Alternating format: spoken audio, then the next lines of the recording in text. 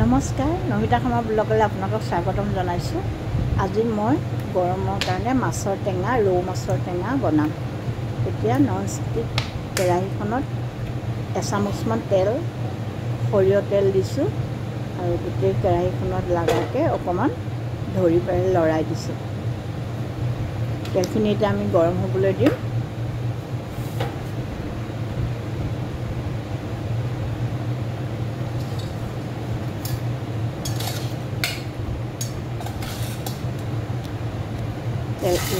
এটুকুৰিকৈ মাছ দি দিছোঁ। মানুহ দুজন, আমাৰ তিনিডোখৰকৈ মাছ ভাজিছোঁ।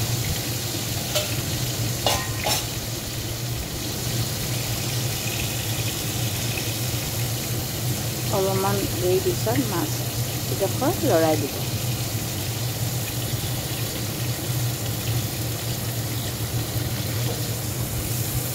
তেলটো গোটেই মাছকেইডোখৰত লগাকৈ অলপমান লৰাই দিছোঁ। ননষ্টিকৰ কেৰাহীত তেলটো এটা চাইডলৈ গুচি আহে।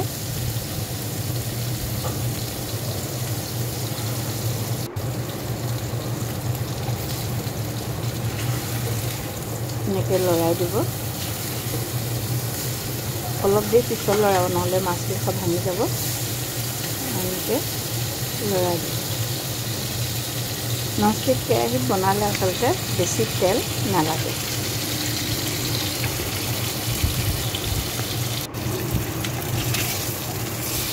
তেল মাছৰ ভজা হৈছে। এতিয়া মই এখন প্লেটত কাঢ়ি থওঁ।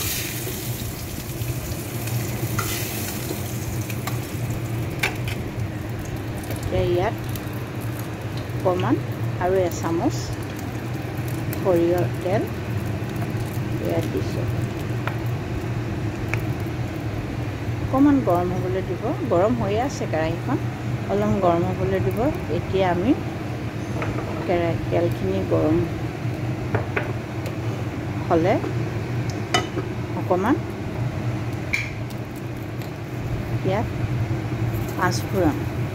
পাঁচফোৰণ দিম। আপোনালোকে পাঁচফোৰণৰ জেগাত কালজিৰা দিলেও বহুত ভাল লাগে। কালজিৰাও দিব পাৰে আৰু পাঁচফোৰণো দিব পাৰে। মই পাঁচফোৰণ দিছোঁ। পাঁচফোৰণখিনি অকণমান ফুটিবলৈ দিব। ইয়াত মই এটা জলকীয়া দিম, কাৰণ আমি জ্বলা বেছি নাখাওঁ।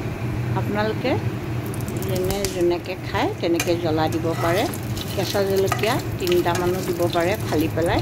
শুকান জলকীয়া এটামান দিব, তেতিয়া ইয়াৰ গোন্ধটো বহুত ভাল হয়। তাৰপিছত মই এটা সৰু পিঁয়াজ এনেকৈ ভাজিম। যদি আপোনালোকে কিছুমানে টেঙা বনালে পিঁয়াজ নিদিয়ে, পিঁয়াজ আপোনালোকৰ এইটো অপশ্যনেল হয়, দিবও পাৰে নিদিবও পাৰে।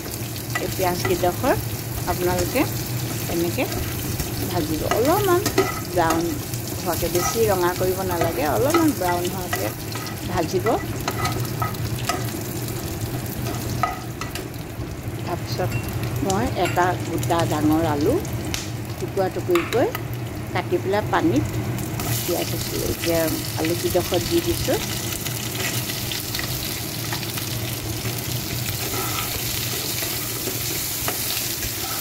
অলপমান আলুকেইডোখৰ লৰোৱাৰ পিছত ইয়াত আমি অলপমান হালধি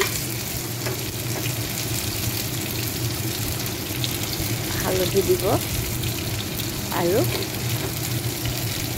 নিমখ, সোৱাদ অনুযায়ী অকণমান নিমখ দিব।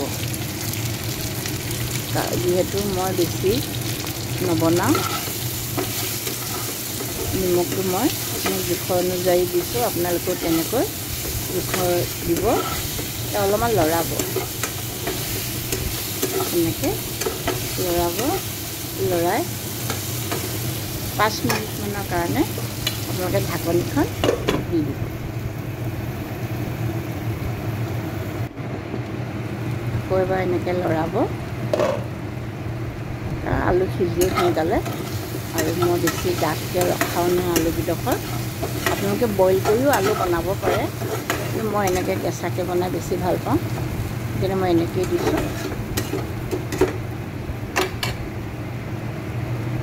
আৰু 5 মিনিট সময় এনেকৈ ঢাকি দিলোঁ। এতিয়া অলপমান কেঁচা বিলাহী কাটি লৈছোঁ, এটা গোটা কেঁচা বিলাহী সৰু সৰুকৈ কাটিছোঁ। কিছুমানে পিচি পেলাই মিক্সিত দিয়ে, এনেকৈ দিলে বেছি ভাল লাগে মাছৰ টেঙা।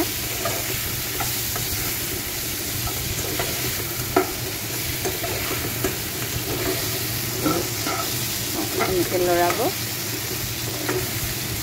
লৰাই পেলাই আৰু 2 মিনিটমানৰ কাৰণে ঢাকনখন দি দিব। এয়া চাওক তেলটো কেনেকৈ ওপৰলৈ উঠি আহিছে। আৰু অকণমান এতিয়া আলু সিজিলে, বিলাহীবোৰ সিজিলে, ইয়াত আপোনালোকে গৰম পানী ব্যৱহাৰ কৰিব। ঠাণ্ডা পানী কেতিয়াও নিদিব। এই মই গৰম কৰি থোৱা পানী দিলোঁ। বেছি মই পানী দিয়া নাই, বেছি মই জুলীয়া নকৰোঁ। গৰম পানী দিলে সোৱাদটো ভাল হয়। এতিয়া দেখিছে তৰকাৰী মোৰ উতলিলে। ইয়াত মই অলপমান লৰোৱাৰ পিছতে মাছকেইডোখৰ দি দিওঁ। এতিয়া মাছকেইডোখৰ আপোনালোকে তৰকাৰীত এনেকৈ দি দিব। লাহেকৈ ওপৰত দিব যাতে মাছকেইডোখৰ ভাঙি নাযায়। তেল অকণমান আছিলে তাকো দি দিছোঁ।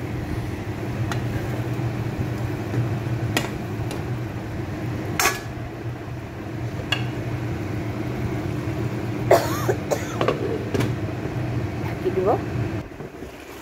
এয়া মোৰ মাছৰ তৰকাৰী ৰেডি হ'ল।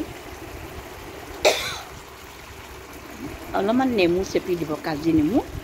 এতিয়া সোৱাদটো বহুত ভাল হয় আৰু গৰমত মাছৰ টেঙা খাই ভাল লাগে, নহয়নে?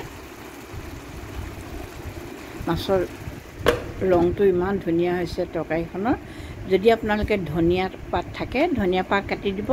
যদি ধনিয়া পাত নাথাকে, মান ধনিয়া কাটি দিব। এয়ে মই মাছৰ আঞ্জাৰ সৈতে দুপৰীয়া ভাত খাবলৈ লৈছোঁ।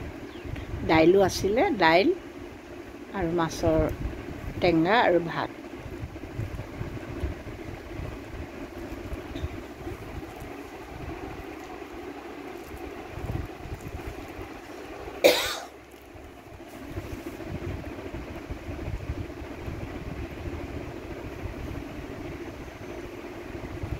খাবলৈ বহুত সোৱাদ লগা হৈছে। আপোনালোকেও এবাৰ ঘৰতে বনাই খাই চাব। অতি সহজ বনাবলৈ আৰু বহুতো সুস্বাদু হৈছে। বাই।